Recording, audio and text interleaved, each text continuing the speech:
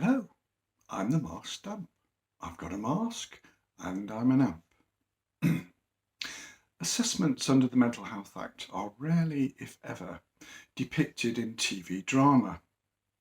And because of the logistical difficulties involving consent and privacy, I've never seen a full real-life assessment on TV.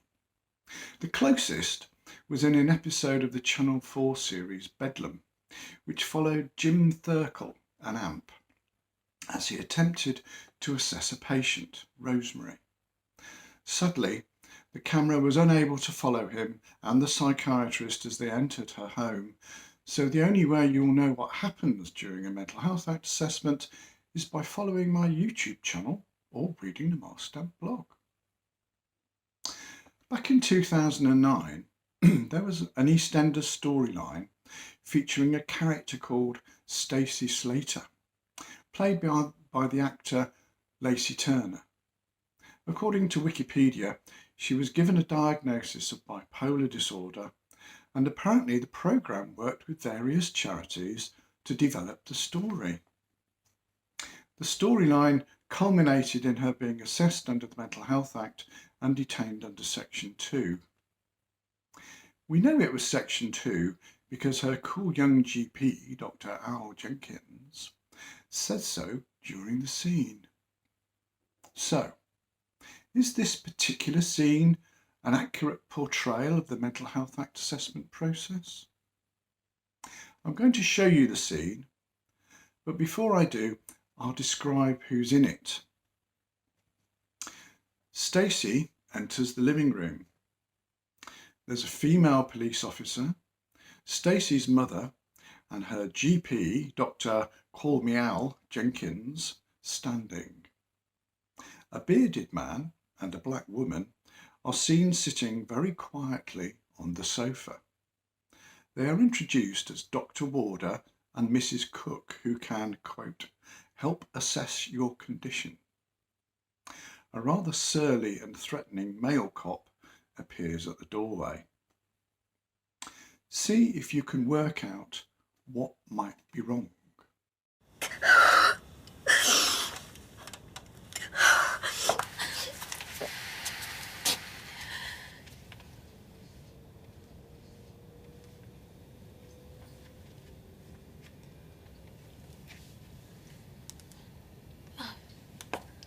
Hello, Stacey. Doctor's here to help. No doctors, Mum. I told you, no doctors. Stacey, we all just want what's best for you.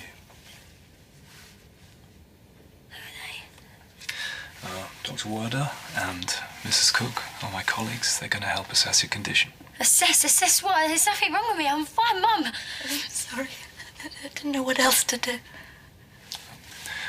We all just think that some time away at a hospital, somewhere quiet, would do you a world of good. A hospital?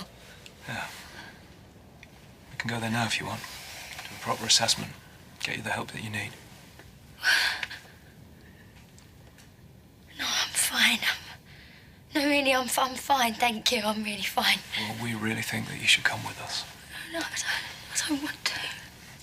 I want to stay with my mum. Mum, tell him. Stacey, your mum thinks it's a good idea too. Mum. She's not certain that she can look after you properly. It's for the best.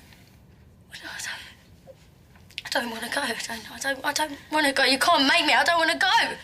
I'm afraid we're going to have to insist. Insist? We're all agreed it's for your own safety.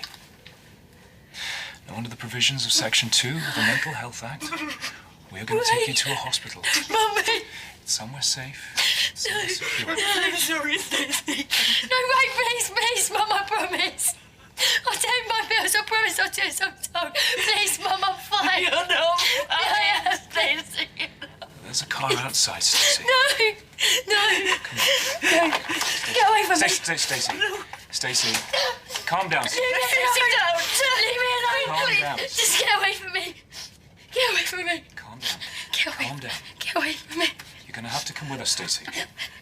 No. Yes, you are. Get Stacey!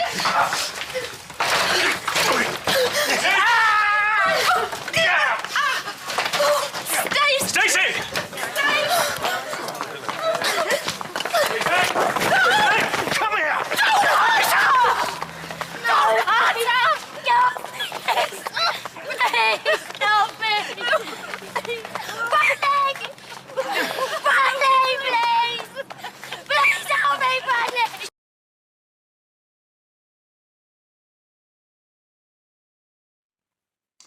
So what exactly is wrong with this scene?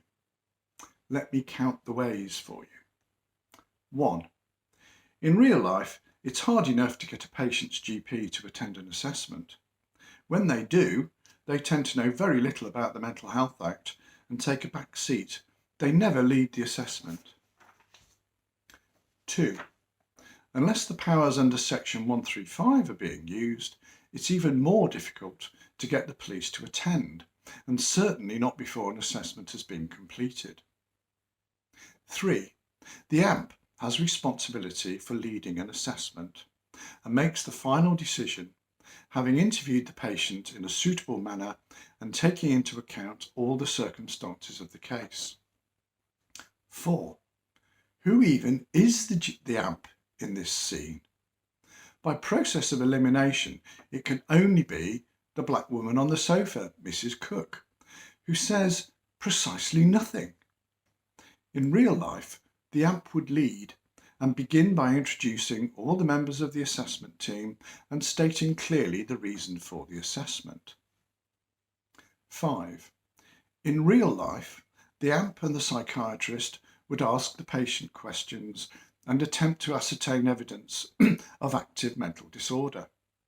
There would then be a private discussion and a final decision would be made as to whether or not the patient was suffering from a mental disorder of a nature or degree sufficient to warrant or justify their detention in hospital for assessment. But I guess that would be a bit difficult to fit into a scene lasting less than 3 minutes. 6. It very quickly becomes clear that the decision has already been made. After Dr. Jenkins tells poor Stacey that we think you should go to hospital, he very quickly concludes that we're all agreed it's for your own safety.